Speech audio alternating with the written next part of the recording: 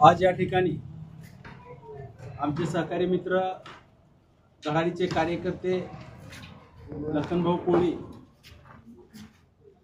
सागर कोळी, आबासाहेब बरकडे यांचे सर्व शेकडो सहकारी शिवसेनेमध्ये प्रवेश होत असताना या कार्यक्रमाला उपस्थित असलेले शिवसेनेचे जिल्हा प्रमुख आमचे सहकारी मित्र चरणराज चौरे, ज्येष्ठ मार्गदर्शक मदन अण्णाजी शिंदे, या कार्यक्रमाला उपस्थित असलेले सर्व पदाधिकारी, सर्व शिवसैनिक व सर्व तमाम तरुण कार्यकर्ते 2025 नगरपालिकेची निवडणूक घातलेली आहे आणि त्या नगरपालिकेच्या निवडणुकीच्या अनुषंगाने या शहरामध्ये निवडणुकीचं वातावरण या ठिकाणी निर्माण झालेलं आहे। अनेक पक्ष आपापल्या पद्धतीने या ठिकाणी पुढे येण्याचा प्रयत्न करत आहे, पण आज मला मनापासून या ठिकाणी आनंद याच्यासाठी होतो की लखन कोळी सारखा एक सर्वसामान्य कुटुंबातून आलेला कार्यकर्ता, शून्यामधून येऊन आपलं या ठिकाणी ताकद निर्माण करणारा कार्यकर्ता, सर्वसामान्याला मदत करणारा कार्यकर्ता, मग ते गणेश उत्सवाच्या माध्यमातून महिलांचा कार्यक्रम असेल, तरुणांना सहकार्य करण्याचं काम असेल, कोविडमध्ये घराघरामध्ये जाऊन सहकार्य पोहोचवणारा, अशा प्रकारच्या विविध कार्यातून या मोहोळ शहरामध्ये एक आपली ओळख निर्माण या ठिकाणी लखन कोळी म्हणून या ठिकाणी त्यांनी केलेली आहे।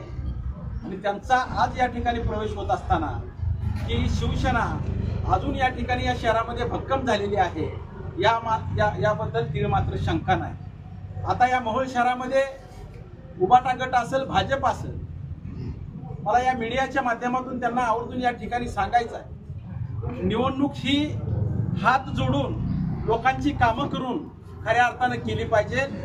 दमदाटी करून, दाब देऊन, एखाद्याला अंडर घेऊन अशा प्रकारची निवडणूक या ठिकाणी होत नसती।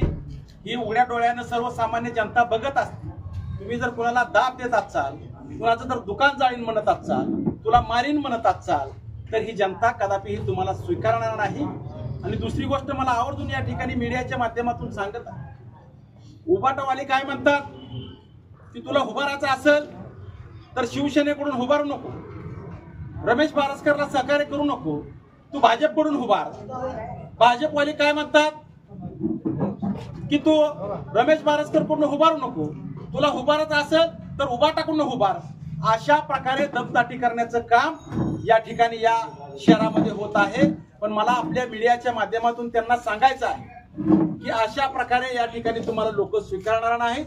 जनता येत्या 3 तारखेला तुम्हाला व्याजासंगट तुमचा दाम दिलेला सगळं परत देण्याचं काम जनता करेल, याबद्दल माझ्या मनामध्ये कुठल्याही प्रकारची शंका या ठिकाणी मला आवर्जून या ठिकाणी सांगायचं, ज्या अनगरकरांनी या मोहोळकरांची पिळवणूक करण्याचं काम केलं, सातत्याने या मोहोळकराला मागं खेचण्याचं काम केलं, आपलं रजिस्टर ऑफिस नेण्याचं काम केलं, या ठिकाणी अप्पर तहसील कार्यालयाच्या माध्यमातून या मोहोळ शहराला जोडलेली 48 गावं अनगरला जोडण्याचं पाप त्यांनी या ठिकाणी केलं। म्हणजे या मोहोळ शहराविषयी किती त्यांच्या मनामध्ये विष भरलेला आहे हे कुठल्या ज्योतिषांना सांगण्याची आवश्यकता नाही।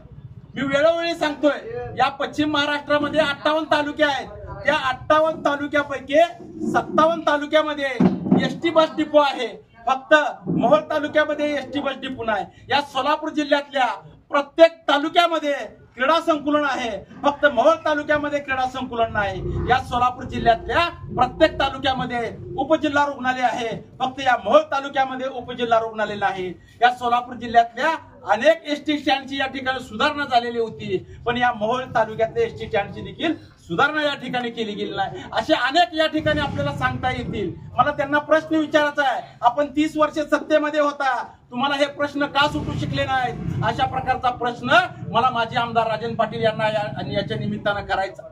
दुसरी गोष्ट या ठिकाणी उबाटावाल्यांना विचारायचं आहे, तुम्ही 30 वर्ष झालं या राजकारणामध्ये, या मोहोळ शहराच्या राजकारणामध्ये लोकांना तुम्हाला स्वीकारलं, या 30 वर्षामध्ये आपण कुठल्या प्रकारचं काम केलं याचं देखील खऱ्या अर्थानं लेखाजोखा आपल्या या मोहोळ नगरपालिकेच्या निमित्तानं खऱ्या अर्थानं तुम्ही दिला पाहिजे।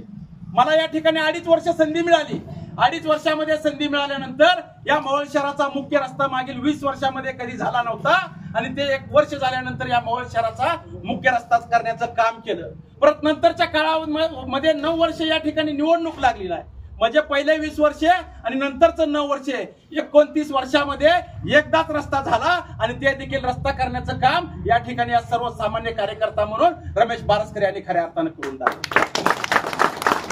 या मोहोळ शहराची स्टोरेज क्षमता गेल्या 93 वर्षामध्ये पाणी स्टोरेज क्षमता फक्त 9 लाख लिटर होती. पण नगराध्यक्ष झाल्यानंतर पाणी स्टोरेज क्षमता एक 9 लाख लिटरची टाकी बांधली आणि एक 5 लाख लिटरची टाकी बांधली आणि प्रस्तावित टाकी या ठिकाणी 10 लाख लिटरची आहे. मला आवर्जून सांगायचं आहे की 24 लाख लिटरची क्षमता वाढवण्याचं काम या ठिकाणी माझ्या माध्यमातून झालं. घंटागाडीचं काम या ठिकाणी प्रत्येक घरामध्ये कचरा गोळा करण्याचं काम घंटागाडीच्या माध्यमातून झालं.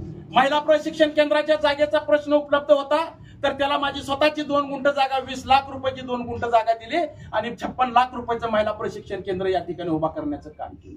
या मोहोळ शहरातल्या विकासाच्या बाबतीत सांगायचं झालं तर या मोहोळ शहरामध्ये अनेक गल्लीबोळामध्ये रस्ते बनवण्याचं काम केलं, गटारी बनवण्याचं काम केलं. पण या ठिकाणी मागच्या 5 वर्षामध्ये जेवढी कामं झाली तेवढी प्रशासक या ठिकाणी नेमला गेला. 4 वर्षामध्ये सगळा मोहोळचा निधी, मग दलित वस्तीचा निधी असेल, दलित इतरचा निधी असेल, या ठिकाणी महाराष्ट्र सरकारचा विशेष निधी असेल, या ठिकाणी नगर उत्थानचा निधी असेल, या सगळा निधी अनगरला नेण्याचं पाप या अधिकाऱ्याला हाताला मॅनेज करून खऱ्या अर्थानं केलं आणि मोहोळ शहराला बकास करण्याचं काम केलं. मागच्या 5 वर्षामध्ये ज्या पद्धतीने या मोहोळ शहरातल्या रस्त्याची कामं झाली, गटारीची कामं झाली, पाणी पुरवठ्याची कामं झाली, टाकीची कामं झाली, तशी हे प्रशासक आल्यानंतर या 4 वर्षामध्ये कुठल्याही प्रकारची कामं करण्याचं काम या प्रशासकाने केलं नाही. हे कुणाचं ऐकून केलं तर तत्कालीनचे माजी आमदार यशवंत माने यांच्या इशाऱ्यावर खऱ्या अर्थानं सगळा अनगरला निधी नेऊन पळवून नेण्याचं काम केलं. म्हणून या मोहोळ शहरातल्या तमाम जनतेला तुमच्या माध्यमातून या ठिकाणी सांगू इच्छितो, आपल्या मोहोळ शहरातल्या लेकराबाळाचा या ठिकाणी प्रश्न सोडवायचा असेल तर या मोहोळ शहरातल्या जनतेचं खऱ्या अर्थानं सुख सुविधा द्यायची असेल, या मोहोळ शहरातल्या तरुणांच्या हाताला काम द्यायचं असेल, या मोहोळ शहरातल्या महिलांच्या हाताला काम द्यायचं असेल, या मोहोळ शहरातल्या प्रत्येक नागरिकाला स्वाभिमानानं जगायचं असेल तर येणाऱ्या काळामध्ये शिवसेनेच्या पाठीची आपण भक्कमपणे उभा राहिलं पाहिजे. नाहीतर खऱ्या अर्थाने हे अनगरकर आपल्याला गुलाम बनवल्याशिवाय राहणार नाहीत. याचं उदाहरण तुम्हाला याच्या माध्यमातून सांगू इच्छितो की या ठिकाणी मार्केट कमिटीमध्ये त्यांच्या ताब्यामध्ये मार्केट कमिटी आहे. कुणाला दुकानं तिथे दिले गेलेले आहेत. मार्केट कमिटीमध्ये सगळ्या अनगरकराला या ठिकाणी घुसवलं गेलेलं. या ठिकाणी चेतनबाईचं दुकान अनेक वर्षापासून होतं, त्यांचं दुकान काढण्याचं पाप त्यांनी केलेलं आहे. या डोकड्याचं अनेक वर्ष झालं चहाचं कॅन्टीन या ठिकाणी होतं, चहाचं त्या हॉटेल होतं, त्यांचं हॉटेल काढण्याचं काम केलेलं आहे. या गुमतेचं दुकान काढण्याचं काम केलेलं आहे. तिथं कुणाला घुसवलंय तर सगळ्या अनगरकराला त्या ठिकाणी घुसवून मोहोळवर वाच होण्याचं काम ते करत आहेत. ज्या पद्धतीनं आमदारकी तुमच्या हातातून आम्ही या ठिकाणी घेतली गेली, कुणालाही 15-20 वर्षापूर्वी वाटत नव्हतं की अनगरकराचा आमदार पडल. आता देखील अनेकाला वाटत नव्हतं की अनगरकरांचा आमदारचा पराजय होईल. पण या ठिकाणी अनगरकराच्या आमदाराचा पराजय या शहरातल्या जनतेनं खऱ्या अर्थानं मोठं यश या ठिकाणी करून दाखवलेलं आहे. संवाद बैठकीमध्ये मोहोळ शहर प्रमुख सत्यवान देशमुख का झाले